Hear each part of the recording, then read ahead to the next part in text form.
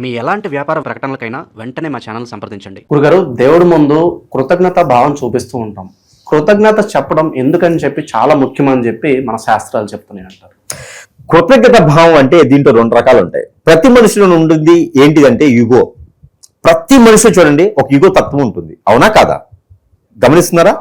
ఎందుకు యుగో ఉంటుందంటే ఇప్పుడు మీరు ఎవరినైనా తిడతారు. సపోజ్ చెప్తున్న ఎగ్జాంపుల్, నేను ఎవరినైనా గబక్కన మాట తోలుతాను. ఇప్పుడు సపోజ్ నేను బండి పార్కింగ్ లో పెట్టాను. బండి తీసేప్పుడు ఎవడైనా అడ్డం వచ్చినాడు, ట్రాఫిక్ లో ఆంధ్ర కొడితే నేనే ఒప్పుకోను మామూలుగా.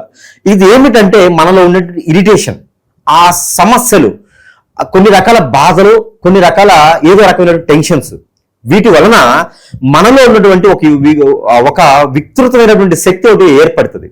దీంట్లో ఇగో తత్వం ఒకటి ఉండింది. ఎదుటి వాడు మనిషి కదా, తిట్టగానే సరే పోన్లే సారీ రా బాబా అనలేం మనం తిట్టిన తర్వాత. ఈ భావాలన్నీ కూడా మన ఎదురుగా వ్యక్తి లేనప్పుడు, ఒక విగ్రహం ఉన్నప్పుడు మనం చెప్పుకుంటూ ఉంటాం. మన ఎదురు మనకి అద్దం ఉన్నా కూడా చెప్పుకోని తెలుసా. మనకి మనంగా అద్దం ముందు నిలబడండి, మీకు మీరు తగ్గించుకోలేరు.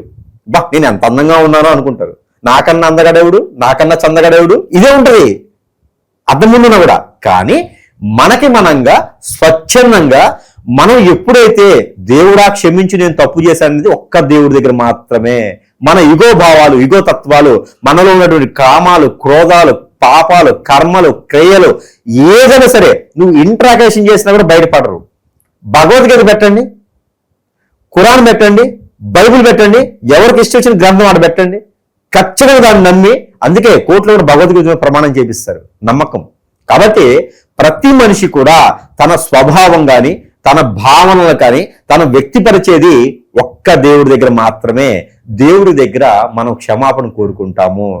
మనిషి ముందు మరొక మనిషి ఉంటే యుగో తత్వం ఉంటుంది, మనిషి ముందు దేవుడు ఉంటే క్షమాపణ తత్వం ఉంటుంది. కాబట్టి దేవుడి దగ్గర ప్రతినిత్యము కూడా తలుచుకుంటూ ఉండాలి.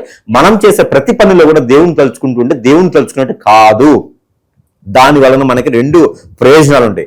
ఒకటి మనం తగ్గించినట్టు కాకుండా, రెండోది దేవుడా అంటే దేవుడు ఎక్కడ ఉంటాడంటే మన పెద్దవారు. అక్కడికి వెళ్ళేసి మీ మనోడు తప్పు చేశాడంటే వదిలేసేయండి, మన క్షమాపణ కోరుకున్నాడు కదా అని చెప్పేసి దేవుడు వెళ్ళి అక్కడ చెప్తాడు. అదొకటి. అలానే మనలోని ఆత్మ అనేది ఒకటి ఉంటుంది, అది కూడా సంతృప్తి చెందుతుంది. నేను క్షమాపణ కోరుకున్నాను, అయ్యో ఆ వ్యక్తికి చెప్పలేకపోయాను, దేవుడికి చెప్పేశాను, కాబట్టి నాకు ఆ వ్యక్తికి చెప్పినటువంటి స్వభావం నాకు ఉంది, కాబట్టి రెండో పనికి ఈజీగా నేను వెళ్ళిపోతాను. కాబట్టి ఒక దేవుడికి మాత్రమే మానవుడు క్షమాపణ చెప్పేటువంటి తత్వము, గుణము ఇచ్చున్నాడు, కాబట్టి చేయొచ్చు.